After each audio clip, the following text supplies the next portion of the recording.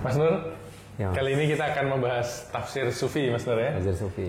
Tafsir sufi ini salah satu pendekatan terhadap ayat-ayat Quran, Mas Nur ya. Yang dimana para sufi memiliki kekayaan bahasa untuk menafsirkan ayat-ayat, Mas Nur. Kita akan membahas surah Al-Baqarah Al-Baqarah. 115. Ini teman-teman juga boleh menyimak ya, bisa membuka. Dan kepunyaan Allah lah timur dan barat. Maka kemanapun kamu menghadap, disitulah wajah Allah. Sesungguhnya Allah maha luas rahmatnya, lagi maha mengetahui. Nah, monggo Mas Nur, ini menarik sekali untuk dibedah secara sofistik, Mas Nur. Iya. Gimana Jadi kira-kira ada penggalan yang para sufi selalu mengangkat itu untuk menjelaskan tentang kehadiran Tuhan dalam segala realitas. Yaitu fa'ina matawallu fasama wajhullah. Dimanapun kau hadapkan wajahmu, di sana wajah Allah. Seperti itu. Ini mau kita masuk kitab manapun, kitab-kitab sufi, pasti kita ketemu ayat ini. Jadi para sufi sangat senang dengan ayat ini untuk menjelaskan betapa Tuhan begitu dekat terhadap realitas. Tuhan adalah bukan sesuatu yang jauh, bahkan Quran memperkenalkan dirinya bahwa dimanapun kau hadapkan wajahmu, di sana adalah wajah Allah, itu kan, wajah Allah. Nah, cuma begini. Ada juga yang penafsir yang ini ya, ayat ini tidak menjelaskan bahwa segalanya Tuhan. Oke. Nah, menurut saya kita harus bedakan itu ya, para penafsir yang mengatakan semua Tuhan. Tidak. Ayat ini tidak mengatakan semua Tuhan. Tapi ayat ini menjelaskan dimanapun engkau hadapkan wajahmu, di sana adalah wajah Allah. Jadi wajhullah. Quran tidak mengatakan Allah. Jadi harus dibedakan ya, dan bukan kita melihat otomatis melihat Tuhan gitu, tapi artinya ketika kemanapun kita melihat berpotensi untuk menemukan identitas ilahi. Cuma para sufi kan begini, pendekatan para sufi adalah mukasyafah atau penyaksian ya. Jadi mereka menyaksikan Tuhan dalam segala realitas.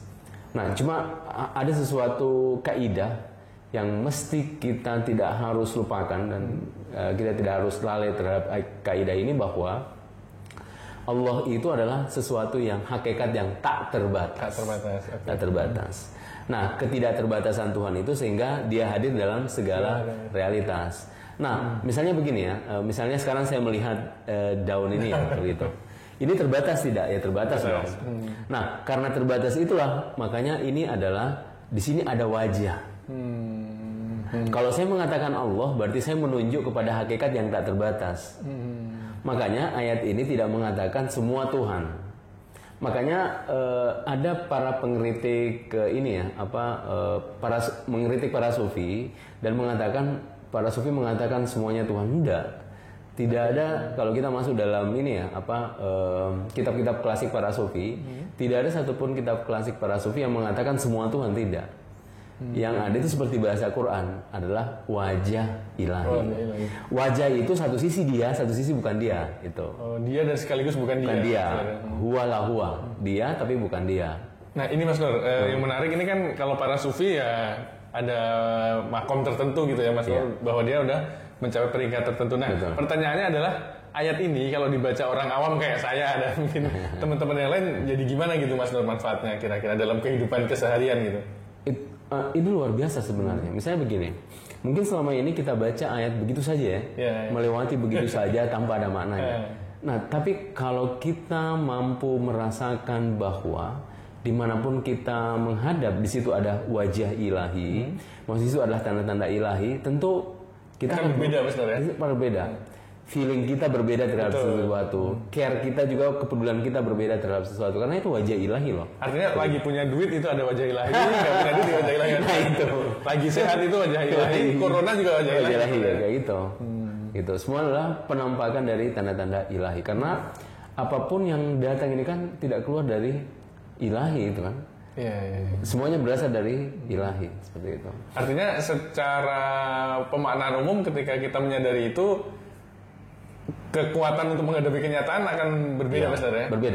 Berbeda kalau saya melihat sesuatu itu hanya melihat dia sebagai sesuatu. Tapi kalau saya bisa memaknai bahwa itu adalah tanda-tanda ilahi, nah tentu efek psikologi pasti berbeda. Efek psikologi pasti berbeda, seperti itu. Makanya kalau ditanya apakah ada efek keseharian, itu pasti ya. Pasti punya efek keseharian seperti itu. Jadi yang perlu diluruskan adalah bahwa para sufi ketika membahas ayat tersebut tidak mengatakan bahwa ini Tuhan ini bukan bukan terjebak pada panteisme itu, tapi telah dijelaskan oleh Mas Nur tadi bahwa di situ adalah wajah Mas Nur, wajah ilahi, dan makna atau hikmah positifnya adalah akan sangat bermanfaat efek psikologisnya Mas Nur, ketika kita menghadapi berbagai kenyataan yang berbeda-beda gitu ya. Karena ya itu ada pesan Tuhan, kalau bahasa Rumi semua adalah tamu ya, yang harus diperlakukan dengan baik gitu Mas Nur.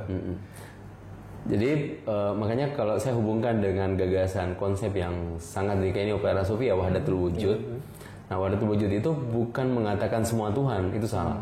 Jadi salah pahami. Makanya biasanya para pengkritik sufi dia mengatakan para sufi itu meyakini semua Tuhan, enggak seperti itu. Itu ayatnya jelas kok, wajhullah. Jadi para sufi itu tidak meyakini semua Tuhan, tidak. Hakikat ilahi hanya satu zat dan semuanya adalah tajalli. Nah, para sufi, masalahnya para sufi itu melihat sesuatu di balik apa yang kita lihat ini. Dia menyaksikan batin. Dan yang paling batin itulah ilah gitu. Allah Subhanahu wa taala. Dan itu ada ayatnya, "Walladzi fis sama'i ilahun wa fil ardi ilahun."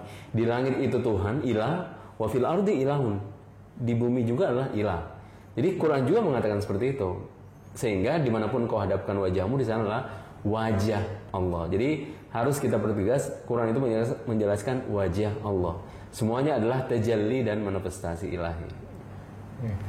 Terima kasih Mas Nur atas ulasannya, dan semoga dengan pencerahan dari Mas Nur kita lebih clear ya memahami gagasan para sufi, bahwa para sufi tidak serta-merta menganggap semuanya adalah Allah Mas Nur ya, tapi ada koridor-koridor yang apa yang dimaksud di situ, ada language games yang jangan diterabas Mas Nur ya, ada kaidah-kaidah.